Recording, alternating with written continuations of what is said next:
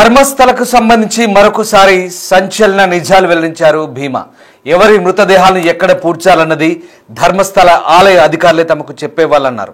తనతో పాటు మరొక ముగ్గురు ఆ పని చేశారన్నారు. మహిళల డెడ్ బాడీలు అయితే అటవీ ప్రాంతం బాహుబలి కొండ నేత్రావతి నది ఒడ్డున పాతిపెట్టే వాళ్ళమన్నారు. ఇక తాము పాతిపెడుతుంటే కొందరు స్థానికులు చూసేవాళ్ళన్నారు.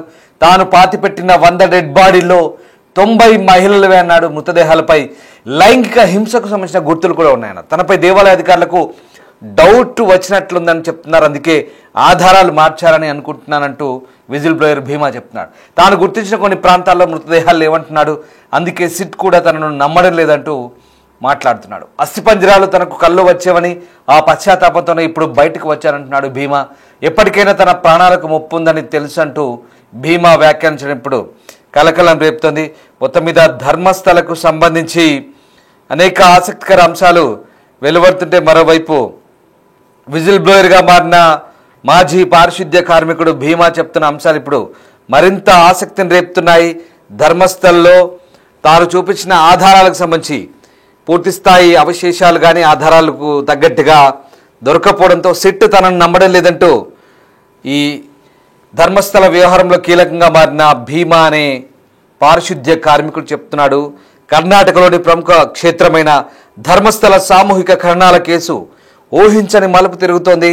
పారిశుద్ధ్య కార్మికుడిగా విధులు నిర్వహించే సమయంలో ధర్మస్థలంలో వందలాది శవాలను తాను ఖననం చేశానంటూ ప్రకటించుకున్న ఒకప్పటి పారిశుద్ధ్య కార్మికుడు భీమా, అంటే స్థానికులు పిలుస్తున్న పేరది. సో మీడియా ముందుకు వచ్చాడు. ధర్మస్థలంలో అవశేషాల కేసులో ప్రభుత్వం ఏర్పాటు చేసిన దర్యాప్తు బృందం సిట్ అధికారులు తనని నమ్మడం లేదంటూ తాను వారిని నమ్ముతున్నానన్నారు. అంతేకాదు తాను ఖననం చేసిన వారి అస్థిపంజరాలు తన కలలో కూడా వచ్చేవంటూ సంచలన వ్యాఖ్యలు చేశారు. ధర్మస్థల కేసు పురోగతిపై పారిశుద్ధ్య కార్మికుడిని జాతీయ మీడియా ఇంటర్వ్యూ చేసింది. ఆ ఇంటర్వ్యూలో కీలక అంశాలను బహిర్గతం చేశాడు.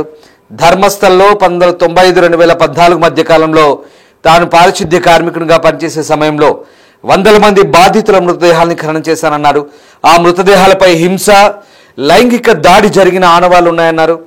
మృతదేహాలు త్వరగా కుళ్ళిపోయేలా చేసింది. కొందరిని నేత్రావతి నది ఒడ్డున ఖననం చేశారని, మృతదేహాలను ఖననం చేయాలని ఆలయ ప్రతినిధులు తమకు ఆ పన్ని పురమాయించేవారని చెప్తున్నాడు. మృతదేహాల ఖననం విషయంలో ప్రభుత్వం, గ్రామ పంచాయతీ పెద్దలు ఎప్పుడూ తనకు చెప్పింది లేదన్నారు. ఎవరి మృతదేహాలను ఎక్కడ ఖననం చేయాలో, ఎక్కడ దహనం చేయాలో మొత్తం ఆలయ అధికారులు ఆదేశించేవారని చెప్తున్నాడు.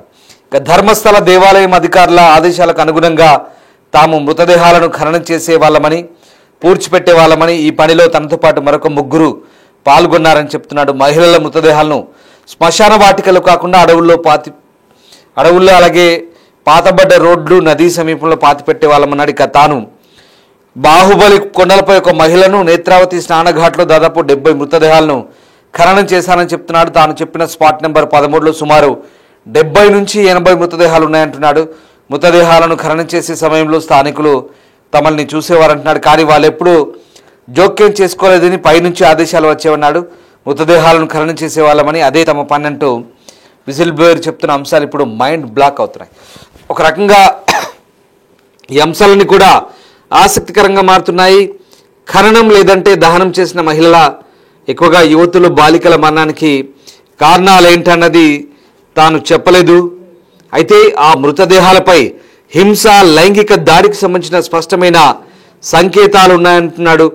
కొన్ని మృతదేహాలపై స్పష్టమైన గుర్తులున్నాయని, వారిపై దాడి జరిగినట్లు అనిపించిందని చెప్తున్నాడు.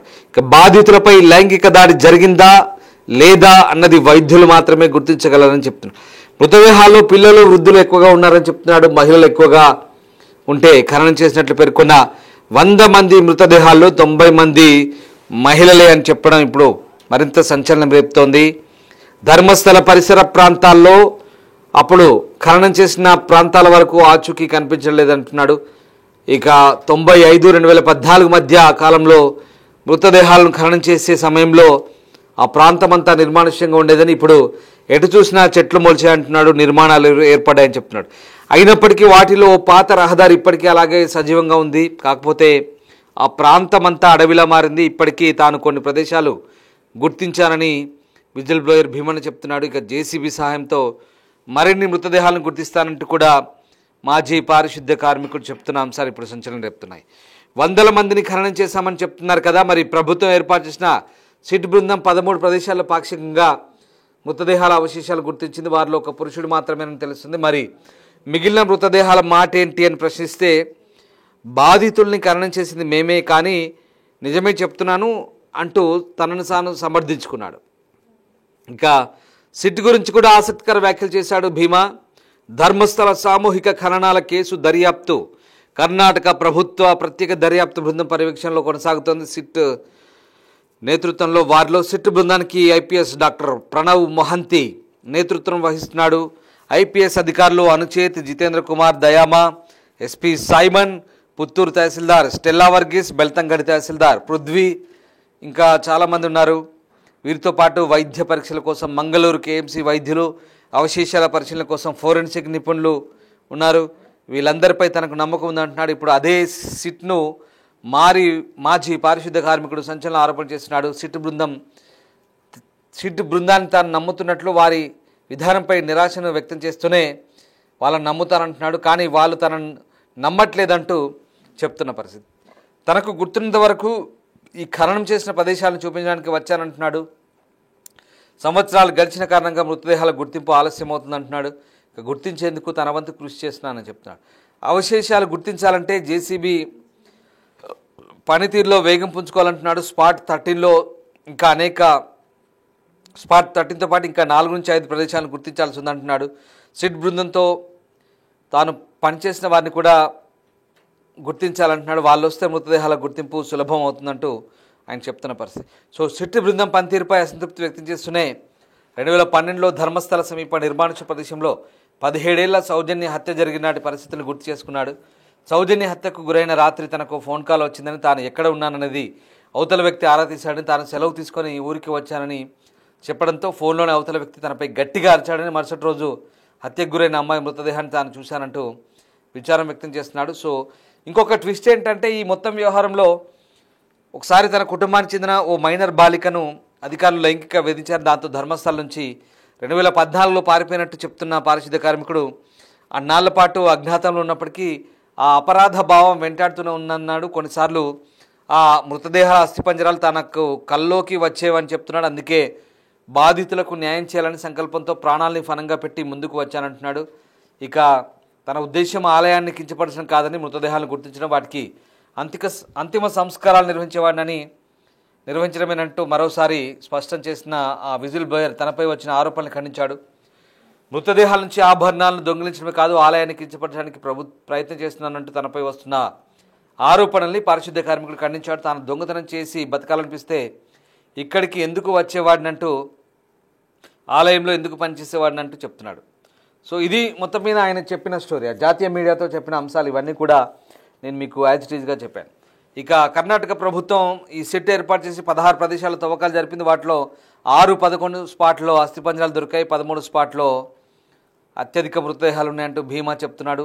అక్కడ తవ్వకాలు సాంకేతిక కారణాలతో నిలిపేశారు. ఇప్పటివరకు భీమా 15 ప్రదేశాలను గుర్తిస్తే వాటిలో 8 నేత్రావతి నది ఒడ్డున, మిగిలినవి హైవే పక్కన ఉన్న పరిస్థితి కనబడుతుంది. సో ఇది ఓవరాల్గా భీమా చెప్పిన అంశాలన్నీ కూడా నేను మీకు చెప్పాను. కంప్లీట్గా భీమా ఆ నేషనల్ మీడియాతో మాట్లాడుతూ తాను పాతిపెట్టింది నిజమే, 100 మందిలో 90 మంది ఆడవాళ్ళు, అందులో అన్నీ నేత్రావతి నది ఒడ్డునే ఉన్నాయి, దాంట్లో మైనర్లు ఉన్నారు, మహిళలు ఉన్నారు, చాలామంది లైంగిక వేధింపులకు గురయ్యారు, అత్యాచారాలు, హత్యలు అంటూ చెప్తున్నాడు. అంతేకాదు తాను అపరాధ భావంతో తన కుటుంబ సభ్యులకు, తన బంధువును ఆ రకంగా వేధించినప్పుడు తాను అక్కడి నుంచి వెళ్ళిపోయినప్పుడు అవన్నీ కూడా తన కలలో వచ్చేవని, అందుకే తను అక్కడి నుంచి వచ్చినట్టుగా చెప్తున్నాడు. ఇంకా దీంతో అతను ఆ పశ్చాత్తాప భావంతోనే ఇప్పుడు ఇక్కడికి వచ్చానని చెప్తున్నాడు. దీంతోనే ఇప్పుడు ఈ వివరాలన్నీ కూడా చెప్తున్నాను అంటున్నాడు. అంతేకాదు సిట్ పైన తనకు నమ్మకం ఉంది, కానీ సిట్ తనపైన నమ్మకం పెట్టట్లేదు అంటున్నాడు. సో మొత్తం మీద ఈ వ్యవహారం అంతా కూడా ఆసక్తిని రేపుతోంది. ఇప్పుడు ఈ భీమా చెప్తున్న విషయాలన్నీ కూడా చాలా ఇంట్రెస్టింగ్గా అనిపిస్తున్నాయి. కానీ అట్ ద సేమ్ టైం అవన్నీ ఆ వాస్తవాలనే కాదా అనేది తెలియాల్సింది. బట్ ఇంకొక విషయం ఏంటంటే 6-11లో మాత్రమే అస్థిపంజరం కనుగొన్నారు. మరి భీమా చెప్పిన 13వ స్పాట్లో కనీసం 40 శవాలు ఉన్నాయని చెప్తున్నాడు, 40 అస్థిపంజరాలు ఉన్నాయంటున్నాడు. మరి ఎందుకు అక్కడ 13 స్పాట్లో తవ్వట్లేదు, ఎందుకు ఆపేశారు అనేది కూడా ఇంట్రెస్టింగ్గా ఉంది. సాంకేతిక కారణాలు చెప్తున్నారు అక్కడ. సో దాంతో ఎందుకు ఆపరని నిజం. సో ఈ 13 కాదు, ఇంకో 4 చోట్ల అంటున్నాడు. సో ఓవరాల్గా ప్రస్తుతానికి ఈ వ్యవహారంలో ఇంకా ఏం చేయబోతున్నారు అసలు? ఈ వ్యవహారంలో సిట్ ఏం చేయబోతోంది, ఈ భీమా చెప్తుంది ఏంటి? సో ఇదంతా కూడా ఒక ఇంట్రెస్టింగ్గా ఉండబోతుంది. నిజంగా ఆ ప్రాంతంలో తను చెప్పినట్టుగా వందలాది శవాలు ఉన్నాయా? అప్పుడే నిజంగానే ఇవంతా కూడా మరి ఎందుకు ఆయన చెప్తున్న అంశాలన్నీ కూడా అంటే తాను దొంగతనానికి చేయడానికి వచ్చినప్పుడు ఇవన్నీ చేశాడంటూ తనపై వస్తున్న ఆరోపణలు కొట్టిపారేస్తున్నాయి. ఎందుకు అలా చేసేవాడిని అయితే ఇక్కడికి వచ్చేవాడిని అంటూ చెప్తున్నాడు. ఏదేమైనా ఈ వ్యవహారం అయితే ఇంకా కొలిక్కి రావట్లేదు.